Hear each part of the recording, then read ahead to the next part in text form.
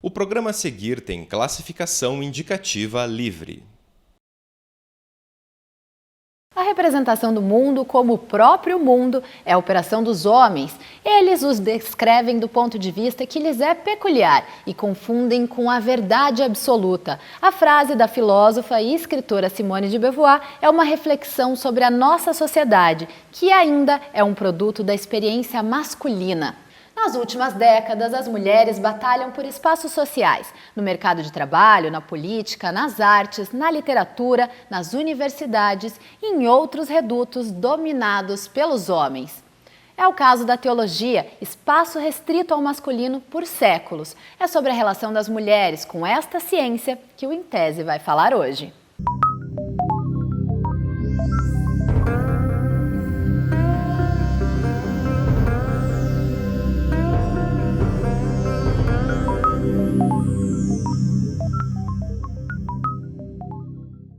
A nossa convidada de hoje é a Neiva Furlim, doutora em Sociologia. Ela estudou as mulheres professoras de Teologia em instituições católicas de ensino superior.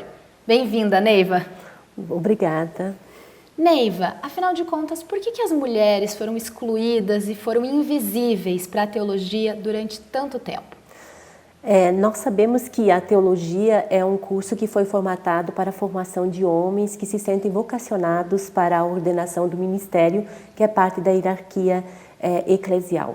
E tanto na teologia como em outras ciências, as mulheres foram invisibilizadas porque os papéis e as convenções sociais de gênero colocavam que o trabalho das mulheres, as funções, as atividades das mulheres estavam restritamente voltadas para o mundo da reprodução no espaço privado. Então, a teologia é parte de uma ciência também em que a produção, o conhecimento e o saber se reservou aos homens. Agora, eu peguei na sua tese a história de duas mulheres, a Sor Joana de la Cruz e a Helena Lucrécia Cornaro Piscópia. São duas mulheres do passado que tentaram buscar espaço na teologia. Eu queria que você contasse só um pouquinho da história delas. Da segunda que você falou, da Lucélia... Da Helena. É ainda no tempo da Idade Média, em que todas as mulheres praticamente não tinham acesso ao saber. E como ela era filha de um grande nobre, ela teve acesso às artes, à música e à filosofia. E o pai dela também queria mostrar esse saber, porque a teologia na época ela era parte de 5 faculdades que compunham a grande universidade: medicina, artes, filosofia e entre elas a teologia. Então, para ele reforçar o seu poder também, ele gostaria que a sua filha Helena fizesse um doutorado de teologia. E quando ela chegou, inclusive o reitor na época era um padre, não lembro agora, né? Ele disse como uma mulher estudar teologia. Então ela foi impedida desde a Idade Média porque se considerava que a teologia não era o espaço das mulheres e com isso, ao menos se abriu um espaço para ela para estudar filosofia. Então ela foi uma das primeiras mulheres a se doutorar, né, num campo de saber. Inclusive disse que na defesa foi tão interessante a capacidade erudita dessa mulher, né, que houve uma sala praticamente cheia de pessoas que queriam ouvi-la, porque foi a primeira mulher a se doutorar numa área acadêmica. E a Sor Joana, como que era a história dela? Ela era uma religiosa e ela tem se dedicado muito ao campo da literatura e ela considerava assim que as mulheres deveriam estudar, ela é mais contemporânea, né? E então, para ela, as mulheres iam desenvolver a capacidade intelectual, não é um atributo específico dos homens, porque para ela é o acesso ou não aos espaços de saber e de formação. Então, ela considerava que se as mulheres estudassem, também elas poderiam ter as mesmas capacidades racionais dos homens. E ela foi condenada, inclusive, a sair do espaço do saber, o próprio orientador espiritual dela, que na época era um jesuíta, porque ela escreveu uma crítica muito grande a um padre daquela época que colonizou a questão da América Latina, né? Ela é mexicana e hoje ela é considerada a precursora do feminismo por essas ideias dela de considerar que as mulheres deveriam estudar. Então, por isso que vem o campo da religião e ela acaba, por ser religiosa, ela acaba sendo privada disso com uma proibição da própria igreja, porque ela estava, de fato, conscientizando de que as mulheres também têm poder de razão, têm capacidade intelectual. E que na teologia se construiu, né, historicamente, o próprio discurso e a doutrina colocava as mulheres como incapazes para a razão teológica e a razão de saber junto com as outras ciências, né? O seu recorte foi a teologia católica, né? Em que momento que as mulheres passam a participar um pouco mais desse campo? A teologia, eu acredito que ela está vinculada com todas as outras áreas do saber e as mulheres se inserem mais, porque sempre tiveram um trabalho ligado à religião, mas nos trabalhos mais práticos. Quanto ao campo de saber, eu acredito que essa inserção das mulheres está vinculada muito a todas as transformações socioculturais do final da década de 68 e do início da década de 70, quando as outras mulheres também vão se inserir em muitos outros campos profissionais e muitas outras áreas acadêmicas, inclusive de ciências, que foram consideradas historicamente masculinas, né? Então, foi praticamente nesse final. E dentro da religião, claro, com todo esse movimento da sociedade, inclusive do movimento feminista, a própria igreja vai se tornar um pouco sensível a isso, e inclusive nas conferências que aconteceram na cidade de Medellín, em 1968, e depois em Puebla, em 1979, esses documentos dos homens da hierarquia da igreja, eles acenam para a importância da mulher participar nas diferentes esferas da sociedade, mas abrem alguns espaços dentro da estrutura eclesial, né? E as mulheres também vão se construindo como protagonistas da história e vão também conquistando os espaços dentro da própria igreja, e eu acho que a questão da teologia ela se insere nesse espaço que foi favorável na estrutura eclesial e também na própria sociedade a partir dessas grandes mobilizações que ocorreram nessa década. Bom, você estudou as mulheres que hoje trabalham como professoras em instituições de ensino superior católicas, né? E você aplicou questionários em instituições. O que você descobriu com esses questionários? Você perguntou, inclusive, a quantidade de alunos e alunas, de professores e professoras, e quais eram os critérios de seleção desses docentes. O que você descobriu de uma maneira geral com esses questionários? Bom, o objetivo era mesmo situar como é que é o campo do saber teológico e tanto os discentes e professores, né? E nós constatamos assim, e fazendo uma comparação depois também com professores de outras áreas de saber, que na teologia as mulheres estão assim em número muito reduzido, né? Existe uma simetria muito maior em relação aos outros campos de saber, inclusive de campos de saberes que se situam dentro da grande área de humanidades e artes, que é onde a teologia se situa. Quanto aos discentes, também existe um número expressivo, acho que considerando uma questão histórica da igreja e da própria teologia, é significativo, mas, portanto, ainda é reduzido e as mulheres acabam chegando em maior número até a especialização, e isso já as coloca dentro de funções no universo eclesial, em que elas praticamente vão estar mais atuando em pastorais, e os homens não, já vão prosseguindo, né, e vão ascender a categoria de ordenado dentro de uma hierarquia eclesial. Então, a gente percebe que existe um número reduzido, e eu considero esse número reduzido que é simbólico e político, porque está mostrando que as mulheres também na teologia, elas estão rompendo fronteiras, né, de gênero, e estão se constituindo sujeito também de razão teológica, né, de saber. E não é apenas na teologia católica que as mulheres buscam protagonismo. Em outras religiões, isso também acontece. A gente vai assistir uma reportagem sobre esse assunto. Por que não elas? O livro que Marli estuda na Faculdade Teológica Batista do Paraná contesta no título um panorama histórico, o preconceito contra a presença de mulheres como pastoras nas igrejas evangélicas e também como professoras nos cursos de teologia. Tenho certeza absoluta que se acaso eu for consagrada pastora, após me formar, as barreiras virão, certamente virão.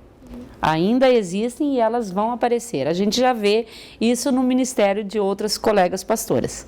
Marli trabalhou a vida inteira como vendedora. Com quase 50 anos e os filhos criados, ela decidiu seguir o desejo que sempre teve, estudar teologia. Mesmo com a vontade de passar aos outros aquilo que acredita, ela hesitou em fazer o curso quando jovem. O destino de quem escolhia esse caminho era certo, mas não o que Marli queria. Muitas vezes a ideia que se tinha quando eu era mais jovem é que uma moça, ao ir para um seminário, fatalmente ela iria se casar com um pastor. Dificilmente ela iria sair dali sem estar casada com um pastor. Eu tenho uma irmã que já é formada também, e ela casou com um pastor. O meu irmão é formado, é pastor também, nossa família tem vários pastores na família, e ele também casou-se com alguém do próprio seminário. Então, claro que pela convivência já se uniam lá mesmo. Então eu tinha um certo receio porque não era o que eu queria. Apesar disso, mulheres que participam do ministério ainda enfrentam algumas barreiras. Na classe de Marli, por exemplo, a maioria é de homens e poucas são as professoras.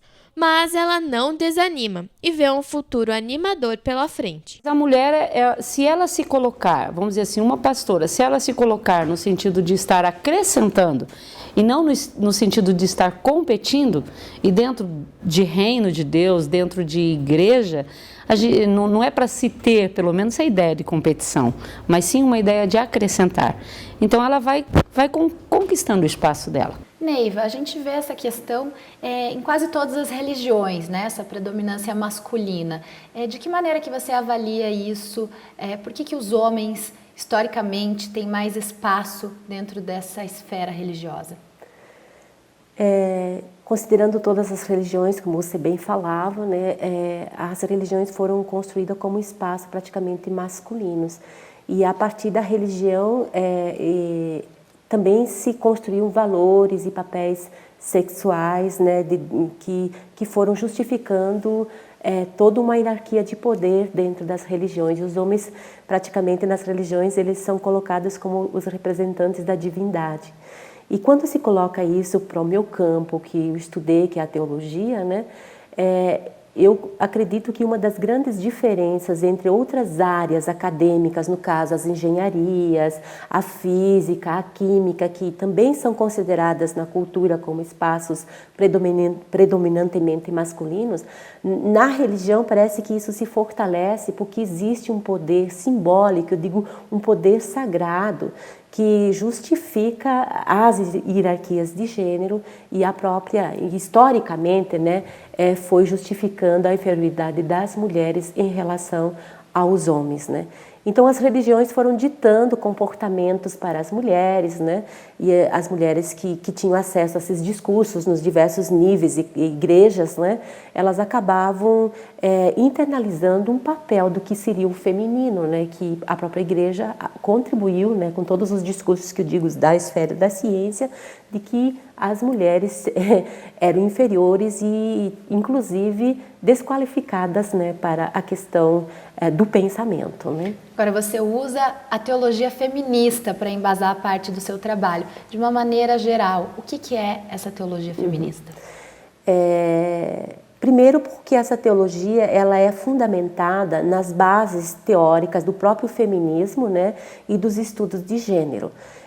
Ela se diferencia, eu diria assim, que o conteúdo teológico é o mesmo. É a metodologia com que essas mulheres constroem esse saber. Porque até então se construía saber a partir de uma visão e de uma subjetividade masculina. Então as mulheres começam a colocar suas experiências para, digamos assim, para suspeitar de coisas que foram colocadas em relação às mulheres na história. Inclusive, então, elas acabam com esse pensamento, como nas outras ciências, fazendo críticas a um pensamento que é androcêntrico, porque pautado em valores e porque construíram a noção de feminino a partir de uma única subjetividade. Essa teologia feminista também, eu diria assim, além de ela se pautar nas teorias e nas abordagens de gênero, elas têm produzido novos significados em questão das representações simbólicas, por exemplo, em relação a Maria, né, que se colocava assim que Maria é a mulher submissa, silenciosa, que todas as mulheres deveriam seguir, né, e que a Eva era a origem de todo o pecado, então se colocava um modelo de mulher. Então, acontece que a teologia feminista, ela vem ressignificar todo esse simbólico em relação ao feminino que está inscrito na teologia tradicional, fazendo críticas a partir da experiência concreta das mulheres, mostrando que elas também são capazes de produzir saberes, que elas também são capazes de lideranças, que Maria tem outras virtudes que não foram destacadas, que é uma grande evangelizadora, uma grande líder das primeiras comunidades, e que a figura de Deus Pai não é só o Deus Pai superior, mas é um Deus Mãe, porque tem daquilo que nós construímos como feminino, né, a experiência da misericórdia, né, outros atributos que se coloca como uma imagem não só como um Deus Pai Todo-Poderoso, mas da divina fonte da vida, da divina sabedoria. Outra linguagem, porque se acredita que a partir da linguagem, a partir do simbólico, também a gente constrói subjetividades femininas. Então, a partir da teologia feminista, essas mulheres, além de ressignificar um feminino, elas se constroem também como um novo sujeito feminino, que na visão de uma teórica que eu gosto muito, que é Rose Braidotti, a gente acaba deslocando o modelo de feminino e ressignificando positivamente o feminino a partir de outros parâmetros, a partir de bases teóricas que nos ajudam a mostrar que nós somos sujeitos iguais também em capacidade e saber, né? E é justamente isso que você trabalhou entrevistando mulheres que são professoras de teologia em instituições de ensino superior, né, Neiva? Foi. E esse é o assunto que a gente vai tratar no próximo bloco.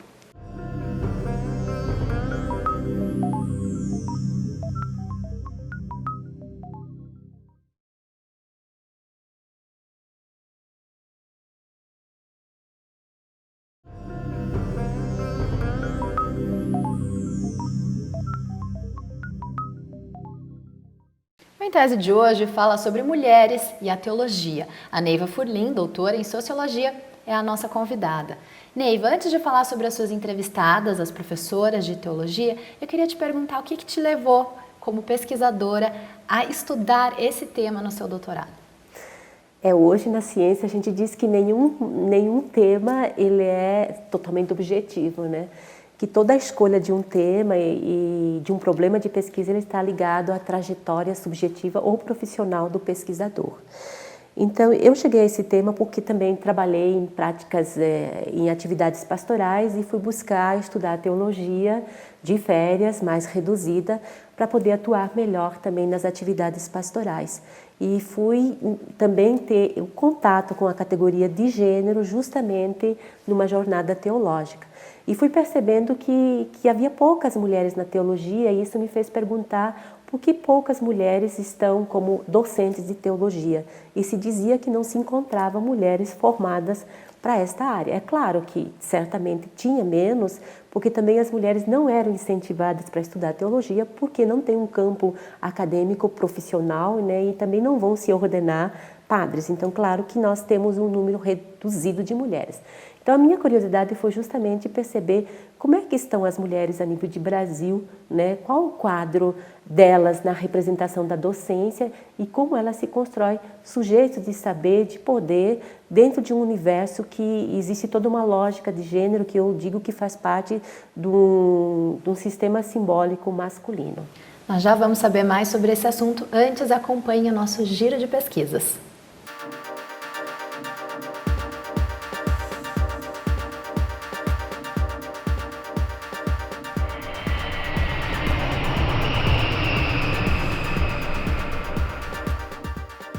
Você sabia que mulheres preferem se casar com homens feios e legais ao invés de bonitos e chatos? É o que descobriram pesquisadores americanos ao longo de 15 anos de estudo.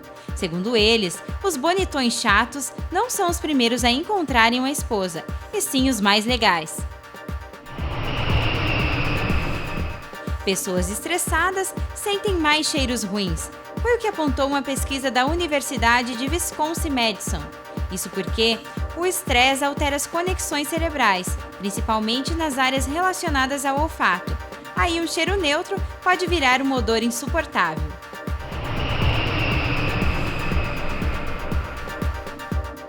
Neiva, agora eu queria entender, essas mulheres que você entrevistou, professoras de instituições de ensino superior, quem são essas professoras, né? Por que você escolheu essas pessoas e o que você queria descobrir ao entrevistá-las?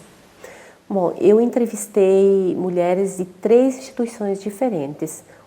duas universidades católicas, né, uma do Rio de Janeiro, uma aqui do Paraná, né, e uma faculdade de teologia do Rio Grande do Sul.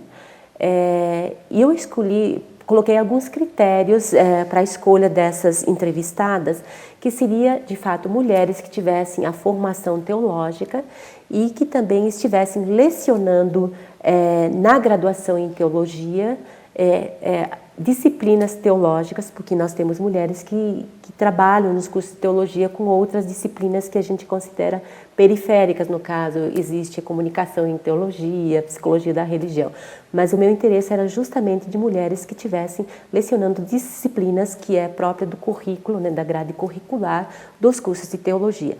E uma outra questão que eu coloquei é que seriam mulheres que tivessem uma produção a partir das perspectivas da teoria de gênero e do feminismo, ou tivessem ao menos contato com essas reflexões, porque acredita-se que quando a pessoa tem mais sensibilidade para essas questões, ela também consegue perceber melhor as dinâmicas que está envolvida em relação à produção do feminino e do masculino dentro de um campo que a gente sabe que tem uma história milenar, em que o único sujeito foi o homem, inclusive clérigo, né? Então, essas docentes foram 14, como você bem colocava, né? E foi através delas que a gente buscou, então, entender como é que ela se constrói, de fato, sujeitos, como é que é essa trajetória delas, desde a motivação para a teologia, as relações que se estabelecem dentro da área, enquanto estudantes de teologia com seus pares, os processos de inserção na teologia, as dinâmicas de poder e de gênero que se dão na relação com os professores, seus pares, né, na atuação da docência. E o que você descobriu sobre isso? Elas, enquanto mulheres, convivendo em um espaço tão dominado pelos homens, como que isso se dava? Assim, interessante ver as várias narrativas das mulheres. Por exemplo, no tempo que elas eram estudantes, muitos diziam, não, as mulheres vão entrar, então o nível vai abaixar. Aí me parece que existe todo um simbólico de gênero, né, que acaba sendo acionado, que tem a ver com a história também das ciências, da própria teologia, de que as mulheres eram desqualificadas para a razão teológica. Então sempre se dizia, e elas mesmas contavam que depois que foram percebendo, os homens percebiam que o nível não abaixava porque elas já vinham de outras áreas acadêmicas. E inclusive muitas que eu entrevistei já eram, uma era jornalista, outra era economista, outra era médica, inclusive, né? Elas já tinham uma profissão e elas se encantaram com a teologia porque elas sentiam que isso, além de trazer respostas para muitas inquietações existenciais, poderia ser um campo em que elas também pudessem conquistar e atuar nesse meio. E assim, nas relações, a gente sempre percebe essas dinâmicas que são postas em questão dos papéis de gênero. Então, a todo tempo, essas mulheres pareciam que elas tinham que estar justificando que elas eram capazes também de ser sujeito de razão teológica, de ser sujeitos do ensino, né? Então, a todo tempo, elas tinham que fazer mais para ser reconhecida. Parece que para o homem já é um espaço dado, né? A teologia é um espaço do homem, sobretudo daquele que é padre, que é clérigo, né? E enquanto as mulheres, assim como em outras pesquisas a gente tem mostrado, nas áreas que são consideradas masculinas, as mulheres parece que tem que orientar mais, né? Tem que mostrar que elas são capazes, elas têm que estar a todo tempo buscando justificar que elas podem ser professoras, né? E uma das questões que é interessante, que eu digo que é na construção do sujeito de saber, é que essas mulheres, elas reivindicam um lugar pela sua formação teológica. Então está essa questão da reivindicação do direito de igualdade. Mas, ao mesmo tempo, elas acionam o discurso da diferença, né? Que, como mulheres, por conta das experiências que elas têm dentro do universo feminino, elas também podem contribuir com a teologia, com outros valores. Então, há assim um reforço pela questão das experiências ligadas ao universo feminino também.